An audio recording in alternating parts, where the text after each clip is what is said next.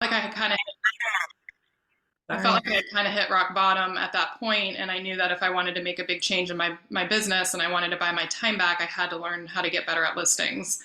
And at the time, listings scared me because I didn't have scripts, I didn't know what to say, I didn't know how to go after listings. But I had recently signed up for coaching through Mike Ferry, and I had met a couple of agents that were, I'd say 95 of their business came from cold calling and from picking up the phone, calling expireds, calling for sale by owners. And so they were kind enough to allow me to come in and prospect with them over Zoom. And I just listened and learned and got to a point where I got comfortable on the phone making the calls, and then things just kind of unfolded from there. So for me personally, it took going through a lot of pain of working with buyers and getting exhausted. And after you do it for 3 or 4 years, you'll get to that point.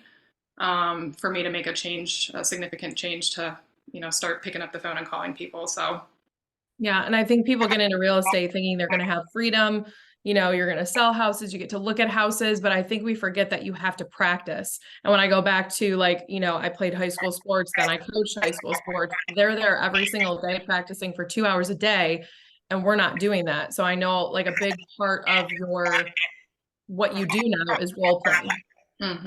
exactly, yeah. So I didn't understand. I always kind of stuck my nose up at scripts, and I was like, oh, I don't need scripts. I can just kind of wing it. I know how to talk to people. So I was so against anti-script. So for the first part of my cold calling life, I was just making things up as I was talking to people. And I wasn't getting the results. And so my coach had said, you've got to learn how to use scripts, whether it's Mike Ferry scripts or Jackie Kravitz or Steve Powers, whatever it is. You've got to learn how to talk to people. And a script is just a series of questions. It's an outline to follow. So I started role playing. I started practicing the scripts. I started internalizing them as I regurgitated them and said them, time after time. And then that's when I started seeing, the fruits of my labor. And that's when I started seeing actual results, was just literally reading off a script. So So right at the beginning when you started doing this, like how uncomfortable were you? How many role play partners did you have? Because I think it's hard to just like get started in something. So I know we can hear like what you do right now every day, but like when you first started out, what did you do to get comfortable like doing the role plays with other people? yeah, so I learn by observing other people. So the group that I was prospecting with at the time, it was just 3 or 4 of us. So I was just doing a lot of listening. I was listening to how they were talking to clients on the phone. They were sharing scripts with me. And so, but yeah, practicing is the best way to, get to the end result. So I was practicing. I had 2 or 3 role play partners at the time. We would jump on a call before we got on the phones for 10 or 15 minutes, and we would just run through the scripts. We would give each other a couple objections. And when you do something over and over and over again, in my mind, it's impossible to fail. So I just internalized the scripts. I started practicing them. I was listening to other people using the scripts. And then, like I said earlier, things just kind of started unfolding from there. So um, if I could do it all over again, I would say starting with a script and internalizing it and practicing it more. I Mhm. was just so anti-script. I thought I could just figure it out on my own. So finding a script that works for you, and then yeah, just practicing it. So So take us through now today. What does your day look like? What do you do like when you get up? I know you said you're always dressed professionally, like when you're making the calls, because you don't want to feel like I'm in my pajamas. It gives you a different feeling when you're speaking and around. hmm so back when I was doing it, I mean, I've gotten to a point now where I'm doing more calls in the evenings and on the weekends, but 24 months ago when I started, I was on the phones by 8 or 8:30. So I would be up by 6:30, 7 o'clock. I'm kind of a late riser. I would have breakfast, listen to something positive.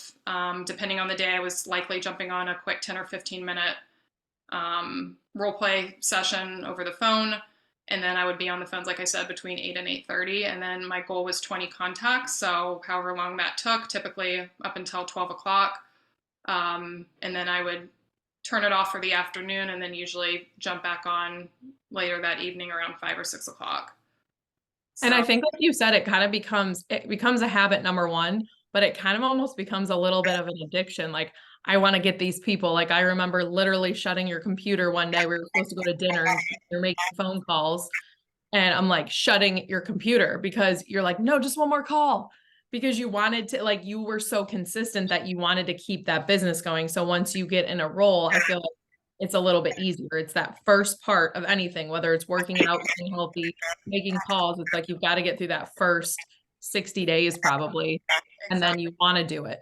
And that's the thing. I was resistant. I was like, oh, I don't need scripts. I wasn't doing the right things that I knew I should have been doing to get to the level I wanted to get to. So it was for me, it took a couple months to really get into it. So I was doing a lot of listening, watching other people, and then as I started getting better and more confident on the phone, then that's when I started getting appointments, and that's when I started getting listings signed. So for me, it probably took me 2.5, close to 3 months before I actually started seeing results.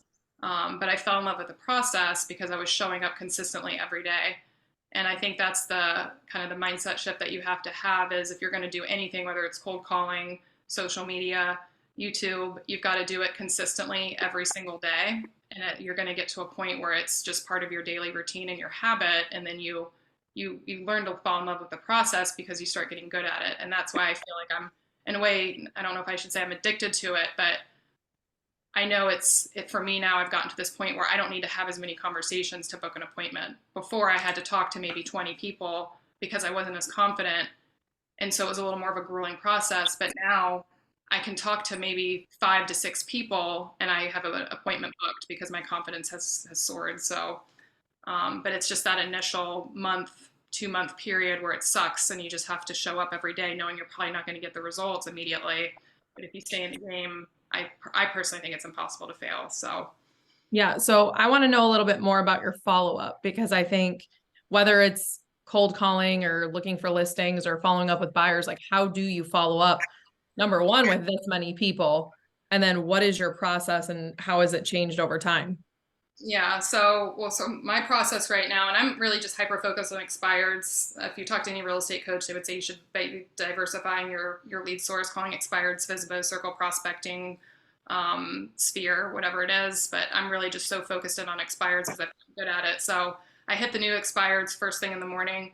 Sometimes before I'm even dressed and ready for the day, I'll start calling expireds at 7:45. So before I even log on to my Zoom, um, our Phone Warriors group, I'm just hitting up the 3 to 10 new expireds just to get them before other agents get to them. And then I go to follow up. So I'll go to the expireds from the previous day that I didn't get, and then to the day before that, and I go back a month. So I spend my first probably 2 hours calling the new expireds and the expireds from that month. And then I go into follow up mode and I call the expireds from, you know, previous months and, even back to a year.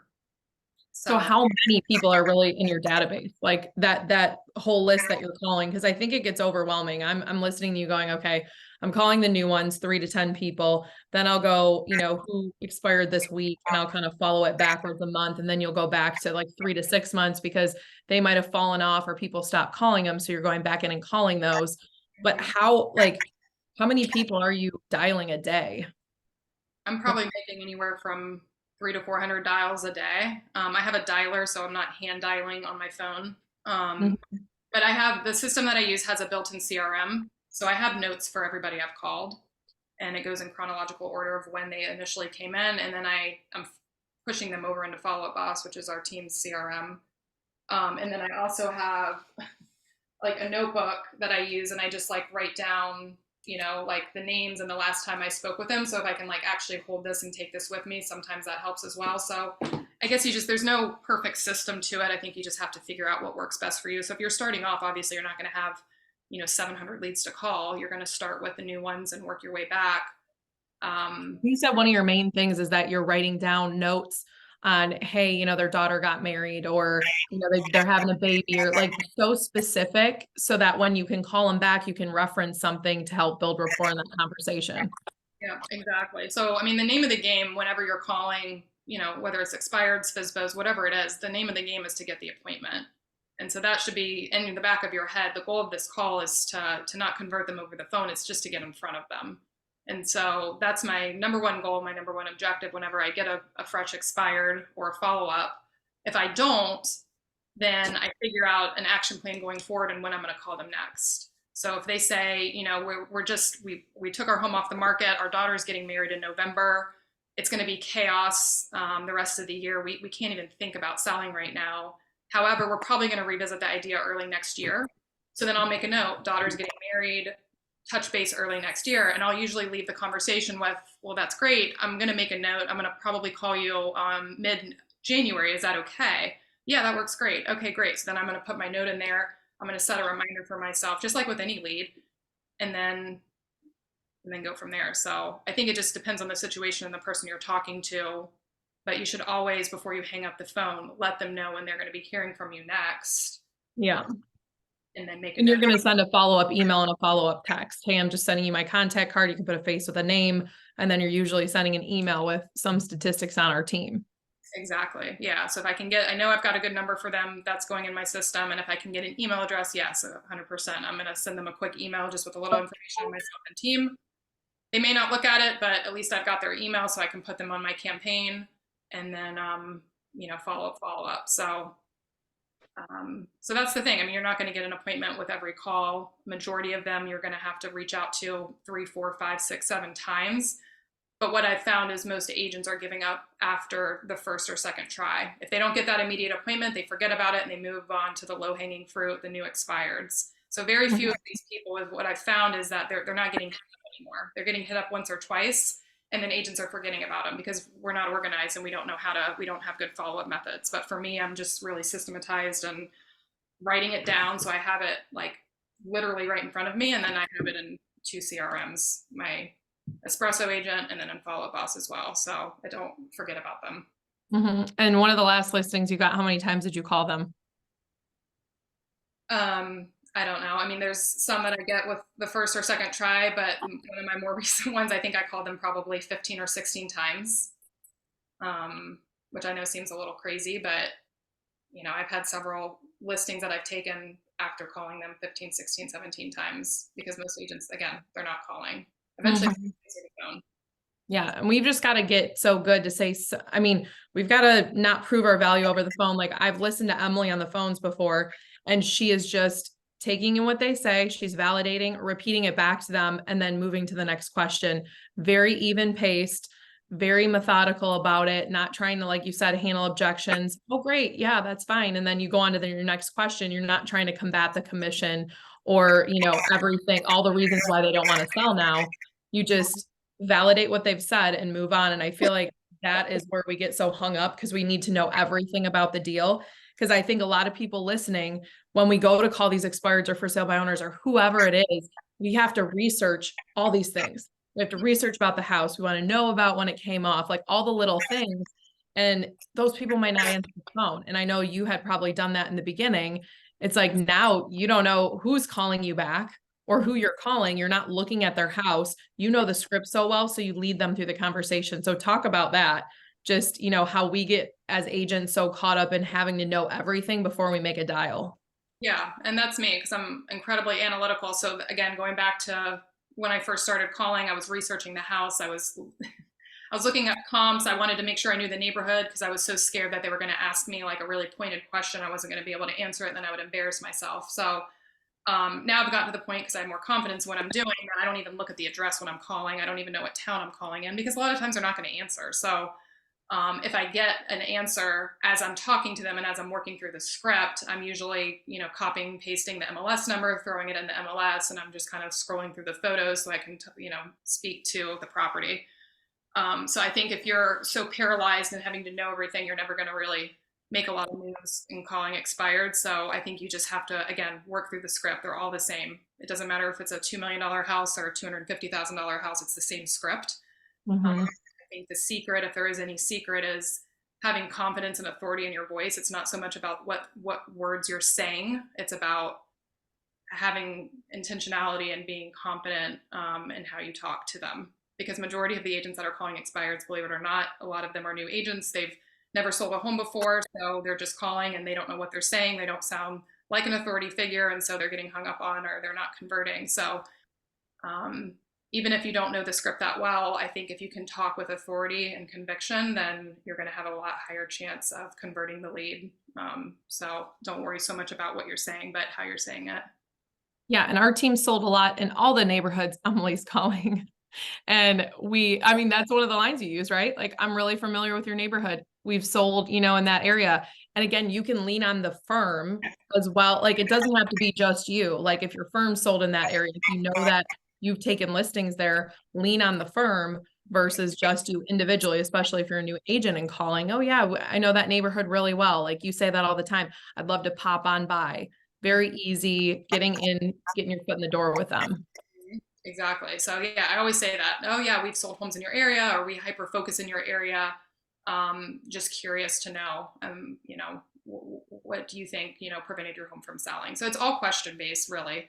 There's an opening statement, you introduce yourself, and I can run through the script, but and then it's just really just questions to lead to the appointment.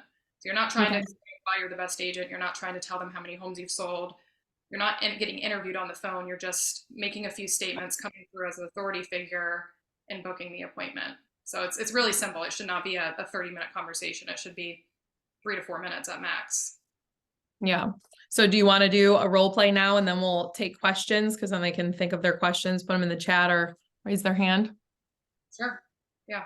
Want me to have a scenario or just give you some tough objections? Whatever you want to do. I don't care. Okay, go ahead. Okay. So ring ring. Hello. Hi, this is Emily. I'm a local real estate agent here in Cary. I'm sure you know that your home came off the market today, and I was calling because I'm confident that I can sell your house. I mean, you're like the fifth person that's called me already. Like I'm really getting irritated. I've had so many calls this morning. I'm sure, and I know it's 9 o'clock on a Wednesday morning, so you're probably just starting your workday. I'll keep it quick. Real quick, I know your neighborhood incredibly well. My team and I, we actually hyper focus and Cary. Do you mind sharing with me, in your personal opinion, what do you think stopped your home from selling? Hmm. I feel like the market's not that great right now. We're seeing a lot of houses, we're looking on Zillow and a lot of stuff's had reductions and we've done all the updates to our house, so we just don't know why it hadn't sold. Got it. But, Got it. I don't really have a lot of time. I'm Yeah, really no, sure. frustrated with everyone calling. Got it. Got it. Well, I appreciate you taking my call. I know your time is valuable, and I don't want to take up much more of your time. So I can tell you're frustrated. If I was in your shoes and my home had sat on the market for over 150 days, I would, be in the same place you are. So, real quick, and your first name is Ashley, correct? Yes. Ashley, I know you said that you weren't getting. Sounds like you weren't getting a lot of feedback from your agent. Were you getting any? Did you guys receive any offers during the time you had it listed for sale? No, we had no offers, which was really frustrating. We had, a handful of showings and we don't know why. You don't know why. Okay. And how did you, Ashley? How did you happen to pick the agent that you partnered with? It was actually one of my neighbors. I think she had used her in the past. Oh, one of your neighbors. Okay, so just word of mouth. Got it. And was there anything, Ashley, that your agent did professionally that you were happy with? I mean, I feel like our photos turned out really well. I thought it showed good online. I mean, everyone that saw it, all the neighbors and all my friends really, thought it was nice, but we're so frustrated that it didn't sell, so I don't know what we're gonna do now. Got it. Got it. And Ashley, where did you say? And you may have said this earlier in the conversation. I apologize if I'm asking again, but where did you say you guys were moving to? If you did actually accept an offer that you're happy with during the time it was listed. Well, we really wanted to move back to Michigan, to be with my family. So we're trying to get up there if we can. But I mean, again, we don't want to give the house away. If we Yeah. have to stay and, wait it out a little bit longer and see what happens, we might do that. You guys can do that. Okay, so you've got options. Obviously, you don't want to give the home away, but it sounds like you guys are motivated to get up to Michigan to be with family now. Ashley, had you guys already purchased a home up in Michigan, or you guys was the main goal? Let's get the home sold in Lockmere. Once we accept an offer, then we're going to be boots on the ground out actively looking for homes. Yeah, that's more so what we were going to do because we need to use we need to use the money from this house. So Got it. Okay. And were you guys hoping to be up in Michigan by the end of the year before the holidays, or did you guys have a timeline as far as when you were hoping to get there? yeah, I mean, we'd like to if possible, but again, we don't have to be in a rush. We're just trying to make the move and we felt like it was a decent time to sell. I know it was a little strange earlier this year, but we felt like the market was okay, but we're not sure why our house didn't sell. We had a few showings, no offers, showed really well. So just really frustrated at this point.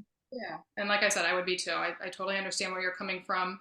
Ashley, I don't know if your agent shared this with you, and real quick, again, I know you've got to go, but we have an undersupply of inventory, especially in Cary and 27511. We have less than a 1 month supply. I don't know if your agent had shared that with you. So homes that are priced right, if their condition matches their price, they're typically selling within the first 2 weeks of being on the market. Um, Hmm.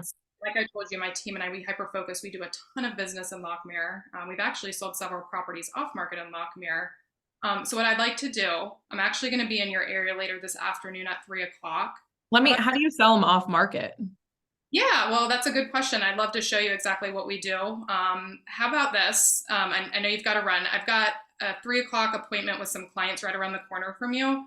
I can pop by probably around 3:30, 3:45, and then I can just chat with you really quickly just to give you some options on what we do to position our homes on the market, what we do differently, and I can chat with you as well about off-market opportunities. Would you have a quick 30 Well, minutes? can you tell me over the phone, like how you do the off market? Cause I don't know that, my husband's really frustrated. I'm frustrated. I don't know if we want people popping by just yet or, starting the process again, but like, can you tell me about the off market? Like, how do you do that? Yeah, and what's your husband's name? Steve. Steve. Okay. Well, it sounds like Steve is a decision maker in the process as well. So, what I'd like to do, Ashley, is to chat with both you and Steve together. And again, I want to be respectful of your time. It sounds like you guys are very busy. How about I come by at 3:30 and I can kind of walk through the ins and outs of what we do to sell homes off market. It's a little hard to do over the phone, but I'd love to give you some real examples of what we've done to help folks in your neighborhood sell off market if that's an option for you. And So, I know like something that we talked about is, the commission. So that's something that's really important to him. So what's the commission you guys charge? exactly, exactly. Yeah. So obviously, bottom line is important. And my goal for you would be to net you the most amount of money from the sale. So commission will be one of the first things that we chat about if that's super important to you and Steve. So I'll go ahead and plan on being there. I'll pencil you guys in for 3:45. I'm going to send you a text when we get off the phone. So you've got my contact information and I'll give you guys a call as I'm heading that way. Um, Mhm. but I'll go ahead and see you at 3:45. Okay. I guess if you're just dropping something off and it's not like going to be this long appointment because we're just, stressed out. So I guess you can stop by. Okay, well, that sounds good. Well, thanks, Ashley. I appreciate your time. I'm sure you're probably going to get a ton of calls from the rest of the morning, so you probably should just go ahead and silence your phone. Um, and yeah, we'll go from there. I'm so glad I caught you. Yep. Thanks. Okay. Talk to you soon. Bye. Or see Bye. you. There It's you go. gonna be angry. I don't think I was that angry. Well, that's kind of what it's like. Is Yeah. fire. And What so, are the biggest, what are like after doing that, like what are the biggest objections? I know like we always say that like sellers aren't going to objection handling school. Like Tina always says that. They say the same things, but right now in the market that we're in, what do you feel like you're getting, I guess, the most pushback on the call to get the appointment? the biggest ones are like, I'm not selling anymore. Hmm. Where were you when my house was for sale? I'm relisting with the same agent. What do you do differently? I'm not interested in putting my home back on the market, but if you have a buyer, let me know. And so, again, I address their questions. If it's a pointed question and I can't avoid it, then I'll dance around it and answer their question. But stuff like commission, I'm not going to get into talking about how we market off market properties. What's our marketing strategy? I'm not going to get into all the weeds because then I'm pretty much just getting interviewed on the phone and then they can decide from there on out if they want to meet with me in person or say this isn't what we wanted to hear. Do you So feel like there's one of those that you said, I'm not selling, where were you when my home was on the market? What do you do different or not selling if you, but if you have a buyer, let me know. Do you feel like there's one or two that are easier to get past? Like it's just like I'm just throwing it out there. what do you mean easier to get past? Like they're just giving it as a front. Like they're really not selling, or are they just so frustrated they're just thinking of whatever they can say to get you off the phone? Exactly. I mean, yeah, they're just trying to fit. Yeah, exactly. They're just trying to throw something at you to get you off the phone because, I mean, nobody likes to be cold called. So they're just like, I'm just going to rapid fire stuff at her to get her off the phone.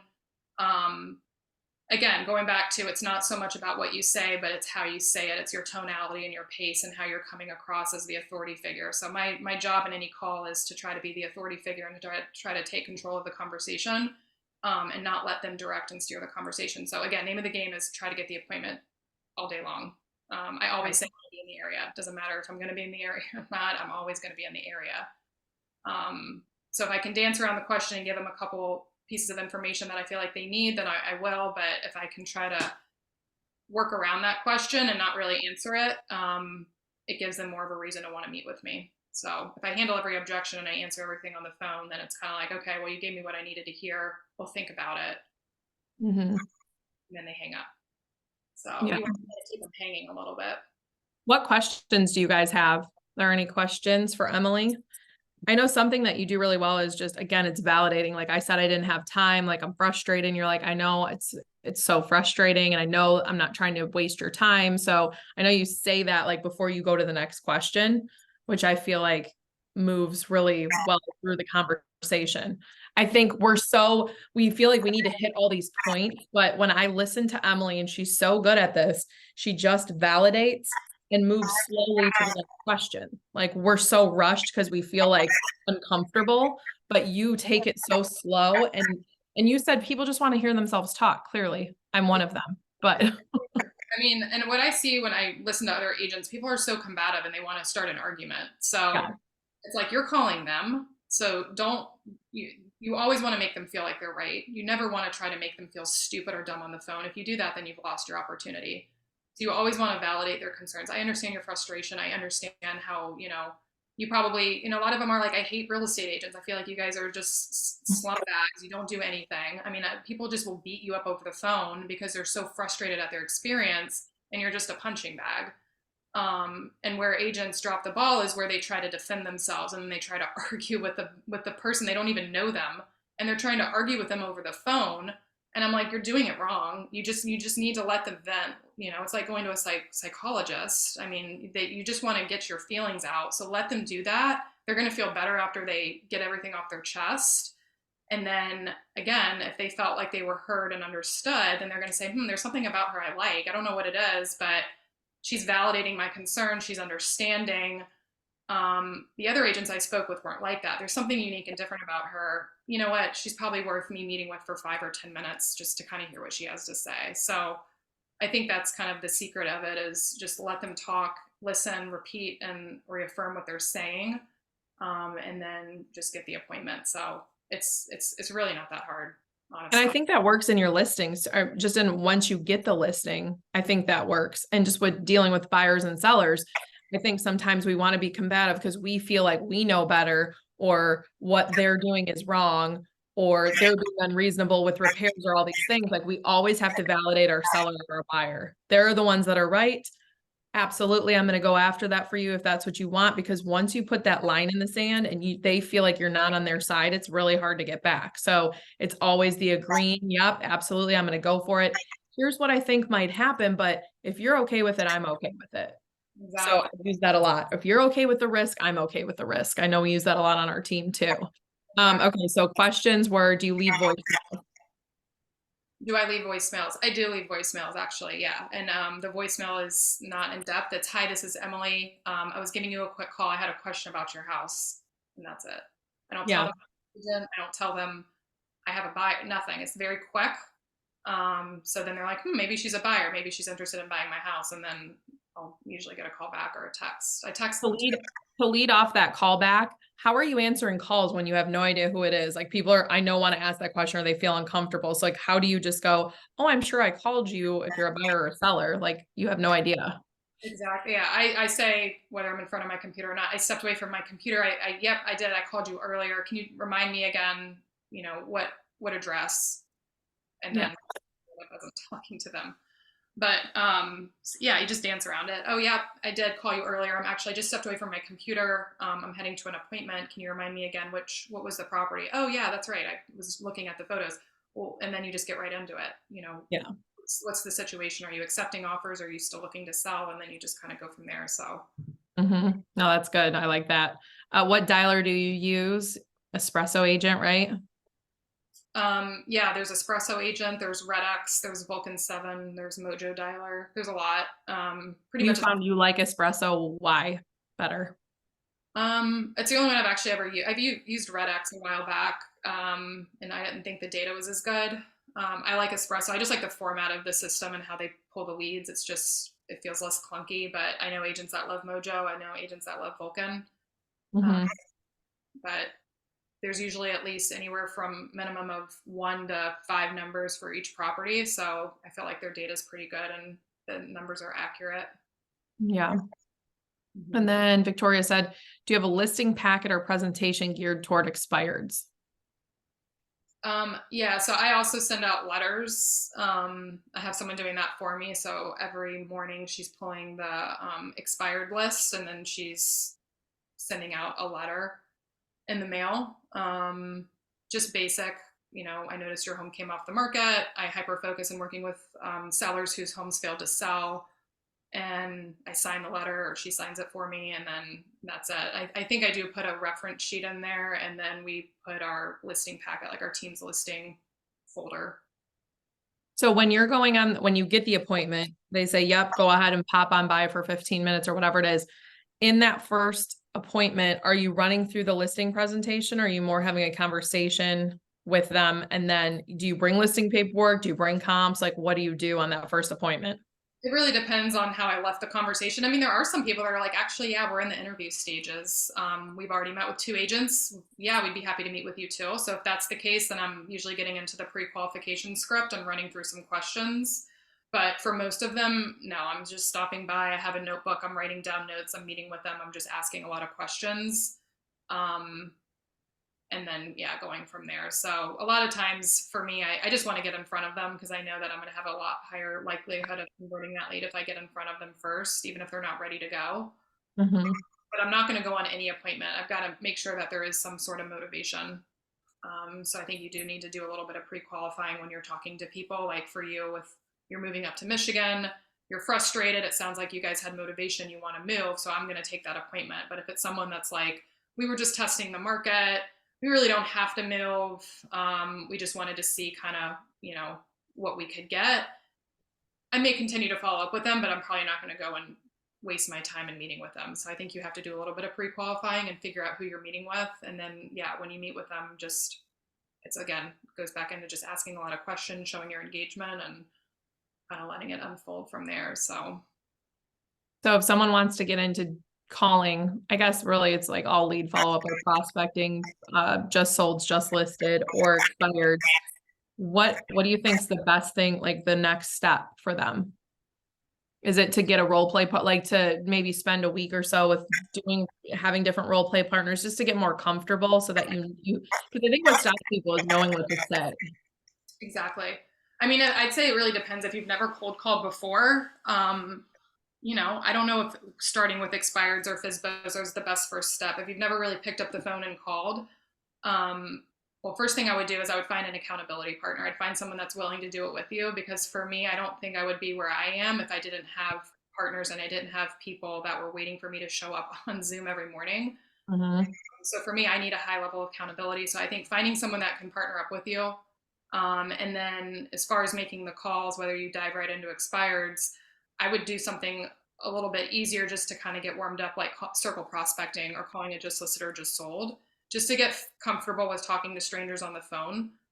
Those are really easy calls, in my opinion, and that will kind of, give you the confidence that you need. And then you can start, internalizing and practicing the script, role playing it, and then calling. So, So do a just sold with me real quick. I'm just a random person in the neighborhood. You just sold one down the street. okay. I'd say, hi, is this Ashley? Yes. Hey, Ashley, this is Emily Brown. I'm a local real estate agent here in Cary with eXp Realty. Really quick reason for the call. I recently just listed and sold your neighbor's house 3 doors down on 123 Elm Street. I'm not sure if you're familiar with that property. Yeah, I did see that one sell. Yeah, awesome. Well, good news. We actually just closed on the home yesterday. And it was, believe it or not, it was a multiple offer situation. We ended up selling the home for 10,000 over list price. So we find that once one home sells, typically 2 or 3 follow shortly thereafter. So I was just curious to know, do you know any neighbors in your area that are looking to sell, or are you by chance considering selling? I mean, we talked about it a little bit, but I think we're just, with the rates the way they are, I think we're probably going to stay put just because we have some equity in the house and we've got a good rate right now. Yeah. Okay. Cool. When did you guys purchase your home? 2020. Oh, okay. So you guys have only been for a few years, and you guys have been happy with the community.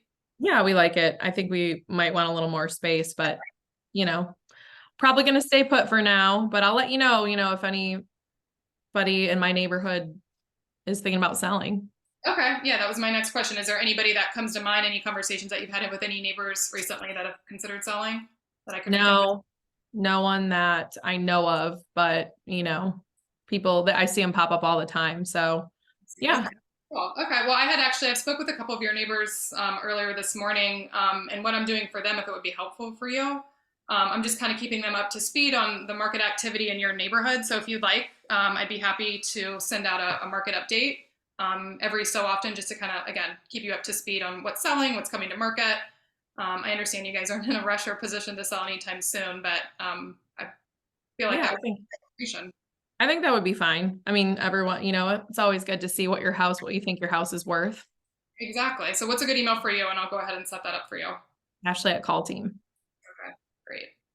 Thanks. Have a good one. Emily, Emily didn't know I was going to throw that one on her. So she had to that's all memorized. I mean, that's all internalized from you calling so many times. So, Yeah. and I know you'll do like with yours sometimes when you sell me, be like, oh, do you know the Browns? Like they live right down the street from you. I just sold their home. Like you're really trying to personalize that because it's a softer call and it's, oh yeah, do you know the Millers? They just closed down the street. Oh yeah, we actually know them. We go to church with them or whatever it is. And you're trying to build rapport. And I've heard those calls too. So I think it's just picking up the phone and talking to someone. Yeah, it's There's just being a everything. conversation and trying to, when you're talking to them, think of them like they're your friend, right? So it doesn't have to be so, rigid. I mean, you're just try to think of it like you're talking to your mom or dad or your best friend. And when you have that mindset, when you're talking to people, it's less intimidating. Um, so anyways, again, I think it just comes with confidence. The more times you do it, it's gonna sound more fluid and it's gonna sound more natural. But when you first start, like for me at least, I'm sure I sounded awful. I'm sure I sounded like a robot. But as I got more confidence and I started getting appointments and things just started happening, then I just have this internal confidence now when I'm talking to people. And so it's just like it's second nature. So I And you think feel like you're the best person for the job. And I think that's the difference. You know your value because you've studied it, you've practiced it. Like Mike Ferry said, they should be lucky if I take their listing. yeah, Or I have to go save them from this other agent that doesn't know what they're doing because we know that our team sells, 101% of list. We have all these stats to back it up. And if we're letting that in the hands of someone who has no idea what they're doing or sells 4 homes a year, we're actually doing them a disservice. So when you change your perspective and you're sitting in the car going, like, they're lucky if I take their listing because I know how to sell homes. I know how to negotiate. Like you have to like rah yourself up. exactly. You have to feel like you are the best agent for the job. I mean, you're taking the time to pick up the phone and call them. Most agents aren't doing that. I always say there's 10,000 real estate agents in our MLS, but only about 100 to 150 of them are selling homes in high volume. The average agent sells 3 to 4 homes a year. My team collectively, we sell over 80 homes a month. So it's like you just have to kind of ramble off little stats like that, just to kind of get them engaged in the conversation. But yeah, I mean, I think you do have to just know that you're the best agent for the job and, believe in yourself when you're talking to these people. Yeah. Any other questions, folks, before we wrap it up?